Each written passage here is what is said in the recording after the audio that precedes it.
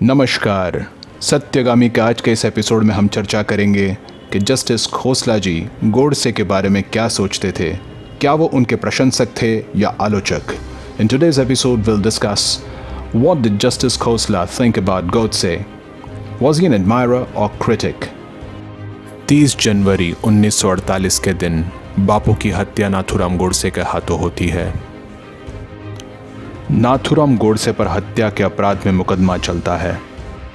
3 न्यायाधीशों की division bench Nathuram Godse की दलील सुनती है और उनको दोषी पाती है। 8 नवंबर 1949 को फांसी की सज़ा का निर्णय सुनाते हुए 15 नवंबर 1949 को फांसी दे दी जाती है। ये विषय चर्चाओं में थमने का नाम ही नहीं ले रहा।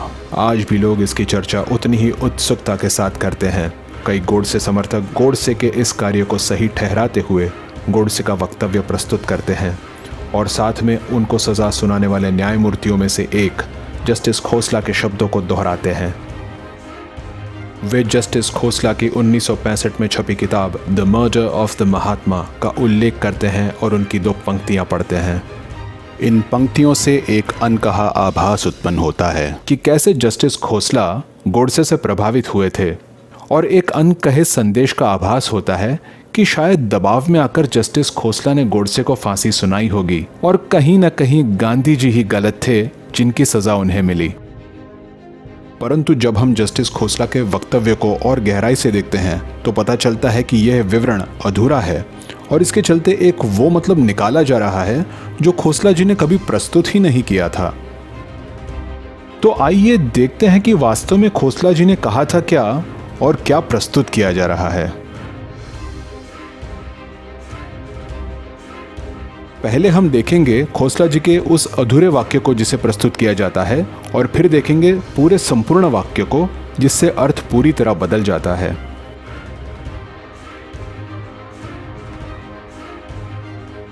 जस्टिस खोसला की किताब द मर्डर ऑफ द महात्मा के पेज नंबर 273 से शुरू होती है गोडसे के वक्तव्य पर उनकी टिप्पणी। 4 अनुच्छेदों में बटी हुई है उनकी ये टिप्पणी। इसे सरलता से समझने के लिए इसे हम 5 विभागों में बांट देते हैं और उनको नाम देते हैं ए, बी, सी, डी और ई। बनाए गए विभागों में से पेज नंबर 274 पर के 2 विभागों को हमें जोर शोर से बताया जाता है। वो है विभाग बी और ई। इन 2 विभागों में से भी ई को तो और भी फैलाया गया है। आइए कुछ उदाहरण देखते हैं। मनोहर मलगांवकर की किताब the men who killed Gandhi केवल सेक्शन ई को ही कोट करता है। और फिर गोपाल गोडसे की पुस्तक में भी हमारे क्लासिफाई किए गए सेक्शन बी और ई को अलग से जोड़ दिया गया है। फिर एक संजीव नायर की किताब सत्यगामी को मिली, वाई वॉज महात्मा किल्ड। यहां पर भी केवल सेक्शन बी और ई को अलग से जोड़ दिया गया है। दुर्भाग्यवश जाने माने टिप्पणीकारों ने भी इन पुस्तकों में दिए गए अधूरे वाक्यों का हवाला देते हुए अपने विचार प्रस्तुत किए हैं और इसका निष्कर्ष गलत तरीके से पूरा और अंतिम सच या फिर फुल एंड फाइनल एविडेंस बनकर बाहर आ रहा है, जो कि खोसला जी के ओरिजिनल पुस्तक के मतलब से विपरीत है। ये खोसला जी के गांधी विरोधी होने की और गोडसे से प्रभावित होने की एक सूक्ष्म अनकही झूठी धारणा को जन्म देता है। आइए सुनते हैं और समझते हैं। और इसीलिए खोसला की रिपोर्ट बड़ी महत्वपूर्ण। वो कह रहे हैं गोडसे ने अदालत में जो बयान दिया उसका वहां उपस्थित लोगों पर भारी प्रभाव पड़ा।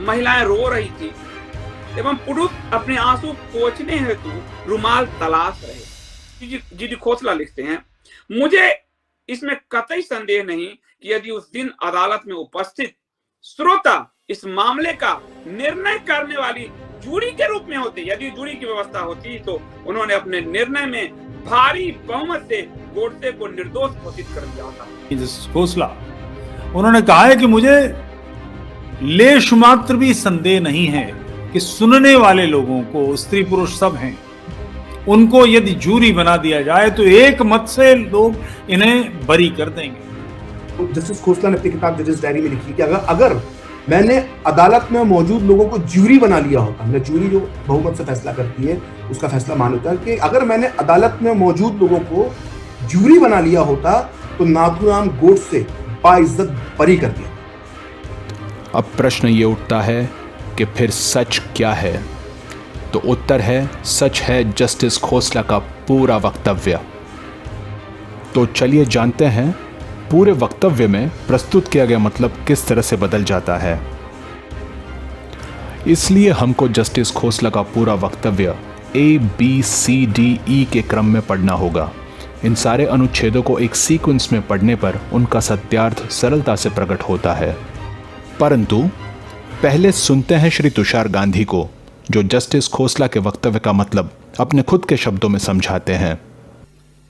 और उसी के चलते जब पंजाब हाई कोर्ट के सामने अपील हुई और नथुराम को फिर एक बार संधि दी गई कि उसका जो बयान था वो एक बार फिर दोहराए, तो उस केस के जो चीफ जस्टिस खोसला थे, निवृत्ति के बाद जब उन्होंने अपने कार्यकाल के बारे में एक पुस्तिका छापी तो उसमें एक चैप्टर उनका ये था, नथुराम का केस। उसमें लिखते वक्त उन्होंने नथुराम के बयान के बारे में लिखा और फिर ये टिप्पणी लिखी है उन्होंने कि जब उसका बयान खत्म हुआ तो मेरे कोर्ट रूम में एक भी आंख ऐसी नहीं थी जिसमें नमी नहीं थी, और अगर कोर्ट में बैठे हुए लोगों को जूरी बना दी जाती तो उस दिन वो यही फैसला देते कि नथुराम को बाइज्जत बरी कर दे।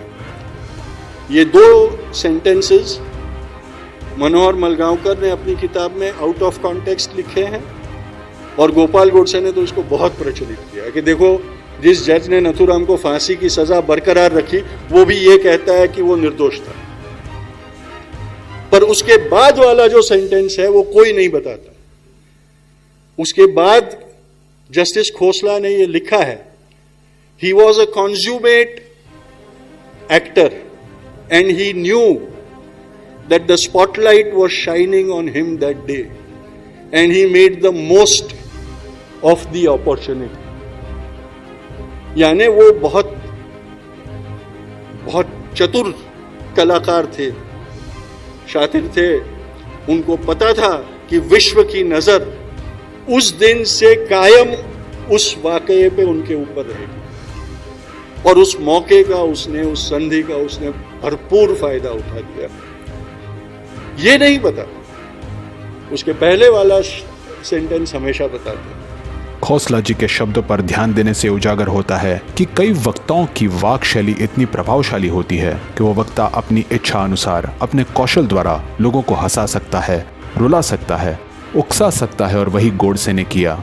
ये हमें ज्ञात होता है जब ABCDE को सीक्वेंस में पढ़ेंगे और न्यायाधीश की सुलझी हुई लेखनी रखने वाले खोसला जी के कुछ शब्दों पर विशेष रूप से ध्यान देंगे। खोसला जी गोडसे के विषय में लिखते हैं कि Godse had, while talking to Upton Karkare, claimed a measure of competence in the arts of writing and public speaking. He made full use of his talents during the trial and at the hearing of the appeal. यहाँ पर हमने शब्दों पर ध्यान देना है, जैसे कि competence in the arts of writing and public speaking. He made full use of his talents during the trial. इस सेक्शन ए में खोसला जी कहते हैं कि गोडसे स्वयं की वाक कौशलता पर आत्मविश्वास रखते थे और उन्होंने अपनी इस प्रतिभा का पुरजोर उपयोग किया। फलस्वरूप उनके श्लोक उच्चारण से और कर्तव्य, देशभक्ति और बलिदान की गाथाओं से ऑडियंस इस हद तक मंत्रमुग्ध हुई कि भावुक हो उठी। और यही बात खोसला जी ने सेक्शन बी में कही है, जिसे आउट ऑफ कंटेक्स्ट प्रसिद्धि मिली है।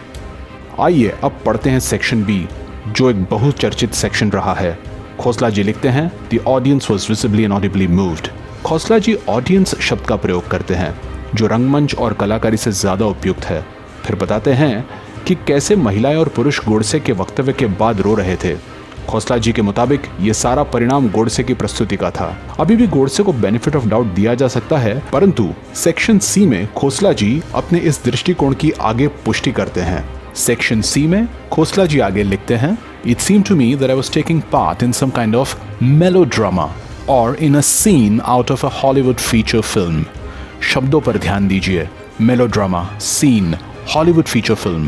खोसला जी आगे लिखते हैं, Once or twice I had interrupted Godse and pointed out the irrelevance of what he was saying. But my colleagues seemed inclined to hear him, and the audience most certainly thought that Godse's Performance was the only worthwhile part of the lengthy proceedings. शब्दों पे ध्यान दीजिए. Interruption, performance. Godse के इस रवैये को भली भांति परख कर खोसला जी असहमत होते हुए गोडसे को 2 बार रोकते हैं और उनकी बात को अप्रासंगिक ठहराते हुए इसके उल्लेख का हेतु पूछते हैं. तब खोसला जी को ज्ञात हुआ कि उनकी गोडसे की परख उन तक ही सीमित है और मंत्रमुग्ध ऑडियंस और उनके सहयोगियों को गोडसे की परफॉर्मेंस में रुचि थी. परफॉर्मेंस, इस शब्द के प्रयोग पर ध्यान दीजिए. दी गई शब्दों की भूमिका के अनुसार यहाँ परफॉर्मेंस का अनुवाद अभिनय या कलाकारी होता है. आगे जस्टिस खोसला सेक्शन डी में और भी खुलासे करते हैं. वे लिखते हैं, राइटर्स क्यूरियोसिटी, शब्दों पे ध्यान दीजिए. Writer, a writer's curiosity in watching the interplay of impact and response made me abstain from being too conscientious in the matter. Also, I said to myself, the man is going to die soon. He's past doing any harm. He should be allowed to let off steam for the last time. फिर खोसला जी को आभास हुआ कि गोडसे एक लेखक और कलाकार की तरह अपनी लेखनी में प्राण फूंककर उसका श्रोताओं पर असर देखने में जिज्ञासु थे. जस्टिस खोसला आगे सोचते हैं कि अब ये व्यक्ति अपने जीवन के आखिरी दिनों में है तो उसे बोलने दिया जाए और वो किसी को कोई हानि नहीं पहुंचा सकता. इस परिस्थिति को समझकर जस्टिस खोसला ने अपना विवेक रखकर गोडसे को गंभीरता से ना लेते हुए गोडसे का अंतिम भाषण समझकर गोडसे को बोलने दिया. और अब बहुचर्चित सेक्शन ई की ओर बढ़ते हैं, परंतु उसके पहले देखते हैं ABCD में खोसला जी ने गोडसे पर प्रयोग किए गए कुछ विशेष शब्द और वाक्य एक अलग ही मतलब की ओर इशारा करते हैं. शब्द जैसे competence in arts of writing and public speaking, talent, audience, melodrama, scene out of a Hollywood feature film, performance, writer's curiosity, interplay of impact and response. इन सभी शब्दों का प्रयोग एक रंगमंच के संबंध में किया गया है और वो यही कहना चाहते थे जैसे कोई कलाकार अपनी कलाकारी बता रहा हो. और तो और गोडसे की बातों से वे अप्रभावित रहे और उनकी बातों को अप्रासंगिक ठहराकर उन्होंने 1-2 बार उन्हें टोका भी. अब ABCD की पृष्ठभूमि के बाद बहुचर्चित सेक्शन E पढ़ते हैं. खोसला जी कहते हैं, I have, however, no doubt that had the audience of the day been constituted into a jury and entrusted with the task of deciding Godse's appeal, they would have brought in a verdict of not guilty by an overwhelming majority. अब section E को बेहतर समझने के लिए ABCD को क्रम में पढ़कर उसकी पृष्ठभूमि से E को प्रासंगिक अर्थों में समझते हैं. खोसला जी A सेक्शन में कहते हैं, गोडसे अपनी वाक कौशलता को लेकर आश्वस्त थे. उन्होंने अपनी इस क्षमता का पुरजोर उपयोग अपने भाषण में किया. B, फलस्वरूप जनता भावुक हो उठी. C, मुझे ऐसा लगा कि कोई हॉलीवुड पिक्चर का मेलोड्रामा चल रहा हो. मैंने गोडसे की बातों को अप्रासंगिक पाया और 2 बार टोका, परंतु मेरे सहयोगी और जनता को गोडसे के परफॉर्मेंस में ज्यादा रुचि थी. D, फिर मैंने अपने आप को रोका. उसका अंतिम भाषण समझकर उसे बोलने दिया. ऐसे भी अब वो किसी को कोई हानि नहीं पहुंचा सकता था. और अब E में कहते हैं, ऐसे में अगर उपस्थित जनता पर फैसला छोड़ दिया जाता तो उसे बरी कर देती. इसका मतलब ये होता है कि वो गोडसे की वाक कौशलता भी थी जो उपस्थित जनता की भावनाओं को स्पर्श करने में इस हद तक सफल थी कि उस दिन अगर जनता को न्यायाधीश बना दिया जाता तो बहुमत से वे गोडसे के गुनाहों को अनदेखा कर देती और उन्हें निर्दोष घोषित कर देती. एक टिप्पणीकार के रूप में ये बात का भी उल्लेख होना महत्वपूर्ण है कि हर एक नेता का प्रशंसक होता है और आलोचक भी. उस तरह पूरा देश तो नहीं, परंतु कोर्ट में उपस्थित भीड़ में से बहुमत जनता कहीं न कहीं गोडसे के विचारधारा से सहमति भी रखती थी. इसका कारण गांधी जी के विरुद्ध दशकों से चली आई अफवाहें, गांधी जी की विचारधारा की गलत समझ और उसके चलते गांधी जी से मतभेद का भी समावेश था. जनता में एक ऐसा वर्ग तभी भी था और आज भी है और इन अफवाहों की भी चर्चा आवश्यक है. इसके लिए तटस्थ और निष्पक्ष चर्चा की आवश्यकता भी है जो हम आने वाले एपिसोड्स में करेंगे. अब आगे पुष्टि करने के लिए देखते हैं कि फांसी के दिन खोसला जी गोडसे के संयम के बारे में क्या लिखते हैं. वह वर्णन करते हैं कि गोडसे घबराए हुए थे, भयभीत थे, चलते समय लड़खड़ा रहे थे. उनकी आवाज में टरटराहट थी. वे कहते हैं, मृत्यु के कुछ दिनों पहले तो गोडसे ने अपने किए पर पश्चाताप भी किया था और जीवन दान भी मांगा था. इस आश्वासन के साथ क्षमा मांगी थी कि अगर मौका दिया जाए तो वह अपना शेष जीवन समाज सेवा में बिताएंगे. खोसला जी आगे लिखते हैं कि दूसरी ओर आपटे खेदहीन और सुलझे हुए थे. फांसी दिए जाने के बाद आपटे की तुरंत मृत्यु हो गई, परंतु गोडसे का शरीर 15 मिनट तक फांसी के फंदे पर तड़पता रहा. एक टिप्पणीकार के रूप में मुझे ऐसा लगता है जैसे कर्म ने हत्यारे पर अपना काम शुरू कर दिया था. ईश्वर सभी की आत्माओं को शांति प्रदान करे. और चलते चलते ये देखते हैं कि खोसला जी बापू के बारे में क्या सोचते थे. बापू की मृत्यु के कुछ दिन पहले खोसला जी का पहली बार और आखिरी बार बापू जी के साथ साक्षात्कार हुआ था और तब उनका जो अनुभव रहा उसका उल्लेख वो अपनी किताब में करते हैं। वे लिखते हैं, उन्होंने मुद्दे से भटककर कोई भाषणबाजी नहीं की, वे मुद्दे पर डटे रहे।